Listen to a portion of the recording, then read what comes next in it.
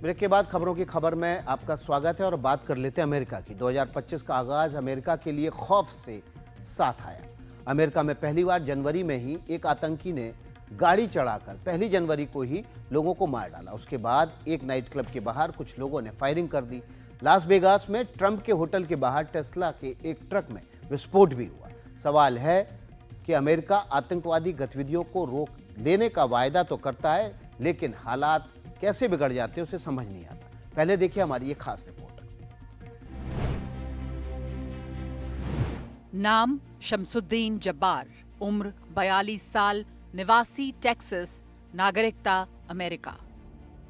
And as we know, this is not just an act of terrorism. This is evil. New Orleans में नया साल मनाने के लिए जमा हुए लोगों पर पिकअप ट्रक चढ़ाकर 15 लोगों की जान लेने वाला ये शख्स अमेरिका की सेना में नौकरी कर चुका था। उसने हत्याकांड से कुछ घंटे पहले सोशल मीडिया पर एक वीडियो डालकर कहा था कि वो इस्लामिक स्टेट से प्रभावित है। हत्या करने को लेकर भी कुछ बातें उसने वीडियो में जारी की थी। उसके पास से आईसिस का झंडा मिला, साथ ही विस्फोटक डिवाइस और 2 आईईडी भी। मौके से जो बंदूकें और पाइप बम मिले, उनमें रिमोट से ब्लास्ट संभव था। क्या उसने ये सब अकेले किया? एफबीआई को नहीं लगता है कि वो अकेला रहा होगा। एक फुटेज में वहीं आसपास 3 पुरुष और 1 महिला एक डिवाइस जैसा लगाते हुए दिख रहे हैं, लेकिन इसके बारे में कोई पुष्टि अभी नहीं हो पाई है। कुल मिलाकर अमेरिका के लिए नए साल की शुरुआत अच्छी नहीं रही।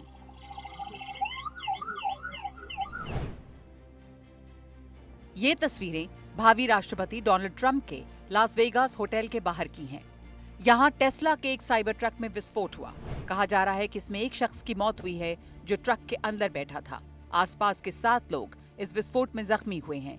इस ट्रक में आतिशबाजी का सामान रखा था।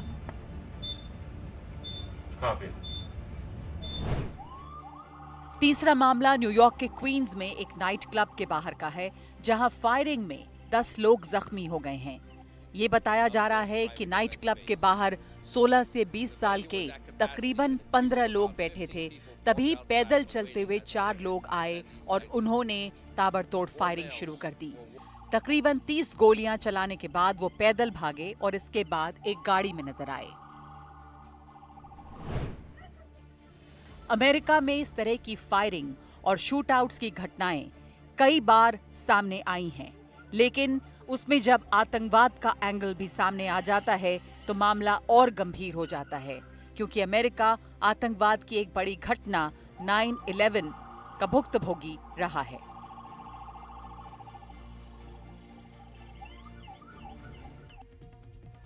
तो देखिए, अमेरिका में जब आतंकी हमला होता है तो सुरक्षा पर सवाल उठते हैं, और उस अमेरिका में जो कि अपने आप को अभेद्य किला बनाता है। हमारे साथ जाकिर हुसैन, जो रक्षा मामलों के विशेषज्ञ हैं, सिक्योरिटी एक्सपर्ट हैं, वो जुड़ गए हैं। स्वागत है जाकिर हुसैन साहब आपका। पहला सवाल ये है कि जो अमेरिका दावा करता रहा कि अभेद्य किला है, वहाँ पर आतंकी हरकतें नहीं हो सकती, वहाँ ISIS की एंट्री कितनी खतरनाक है? आईएसआई का जो जिस हिसाब से काम कर रहा है वो बहुत ही ब्रूटल है और किसी भी रूल और रेगुलेशन को मानता नहीं है। तो इसलिए अमेरिका में जो एंट्री हुई है ये अमेरिका के लिए ठीक नहीं है ना, और ख़ासकर वहाँ के इनोसेंट पब्लिक के लिए, क्योंकि ये जो है पब्लिक को टारगेट कर रहे हैं हर जगह ताकि गवर्नमेंट के ऊपर प्रेशर डाले। चाहे वो अफगानिस्तान में देख लीजिए, चाहे सीरिया में देख लीजिए, कहीं भी देख लीजिए, तो ये पहले पब्लिक को टारगेट करते हैं और बड़े बड़े ऑफिशियल्स को टारगेट करते हैं।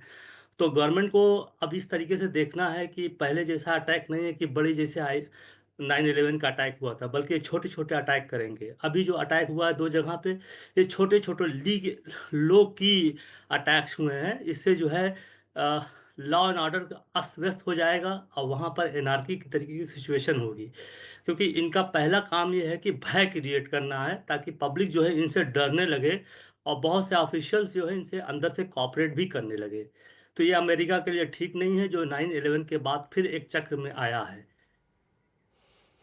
जाकिर हुसैन, क्या 9/11 के बाद जिस तरह से लग रहा था कि अमेरिका में परिंदा भी पर नहीं मार सकता, बहुत लंबे समय तक उन्होंने किसी भी आतंकी हमले को अंजाम नहीं होने दिया, अब क्या वो स्थिति बन रही है कि वो जो अभेद्य किला है वो गलत साबित होता जा रहा है?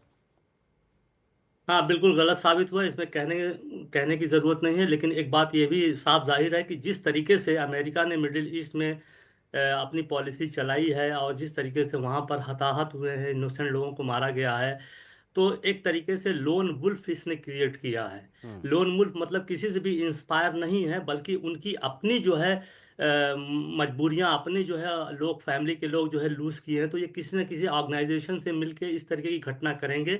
और ऐसा एक्सपेक्ट भी किया जा रहा था कि जिस लेवल पर जो है यहाँ पर एनार्की फैली थी मिडिल ईस्ट में, इसका असर जो है अमेरिका के ऑफशोर तक, ऑनशोर तक पहुंचेगी, और ये पहुंच रही है। और एक तरीके से ये भी हम देखते हैं कि पूरी दुनिया में लगभग जहाँ भी हॉट स्पॉट्स हैं, जो भी कंट्रीज इसके दायरे में हैं, तो वो स्लीपर सेल सभी के यहाँ वहाँ पे हैं। तो अब स्लीपर सेल जो है उनको कब एक्टिवेट करना है, कितना एक्टिवेट करना है, तो इनकी मदर ऑर्गेनाइजेशन जानती है। अब जैसे इन्होंने जो है जब्बार ने जो कि वो अटैक किया इस तरीके से, लोकी अटैक ये हुआ है, तो ये कहीं ये अमेरिका की फ़ौज से भी जुड़े हुए थे, अमेरिका में रह भी रहे थे, 43 ईयर्स के हैं, काफ़ी मेच्योर भी है, अपना फैसला भी ले रहे हैं, ले सकते हैं, क्योंकि इमेच्योर नहीं है, बच्चे नहीं हैं। तो इसके बावजूद भी उन्होंने इस तरीके की हरकतें की हैं, तो इसका मतलब है कि ये आइडियोलॉजिकली बिल्कुल ट्रेंड है, आइडियोलॉजिकली बिल्कुल डिटर्मिन्ड है। इसके लिए अमेरिका को एक लंबी जो है फिर एंटी टेररिज्म की रेस चलानी पड़ेगी। तो जाकिर हुसैन, शरणार्थी नीति है जो अमेरिका की, खासकर पूरी दुनिया में इस समय शरणार्थी नीति पर चर्चा हो रही है, तो अमेरिका की शरणार्थी नीति पर भी इसका असर पड़ेगा?